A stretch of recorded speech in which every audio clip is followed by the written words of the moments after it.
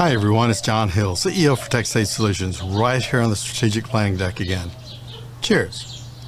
Today, I'm going to talk about something that's coming up a lot with CMMC Level 2 preparations. And that's how do we handle cybersecurity controls when many of our tools aren't at least FedRAMP Moderate authorized. So, in case you didn't know, many of the cybersecurity products we depend on aren't FedRAMP authorized, especially tools like remote monitoring and management tools, logging tools, endpoint security, or vulnerability scanners. So how do we get compliant without gutting our infrastructure? The answer lies in the security protection asset category. Under CFR 32 Part 170 Final Rule, security protection assets can support the required security controls for CMMC as long as they don't process, store, or transmit CUI. And that's the golden rule. If the tool enforces access control, patches systems, monitors configurations, but never ever touches CUI itself, you may be able to classify it as an SPA. But here's the catch. In order to properly classify a tool as an SPA, you have to have a customer responsibility matrix, a CRM, from the vendor, and that's the rub. Most of our security tool vendors don't have a CRM, and they don't want to go to the time, trouble, and expense to create one.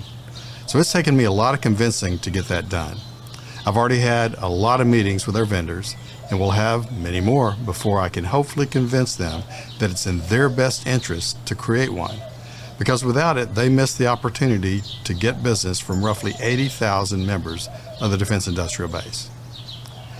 The matrix spells out exactly what the tool does, what the vendor is responsible for, and what you are responsible for as well when using that tool. Without that clarity, assessors will probably give you a not met for the control. Like I mentioned, security protection assets don't need FedRAMP Moderate authorization, but they must be well documented for physical and logical separation from CUI, restricted access, and a CRM showing their shared responsibilities. So here's the play.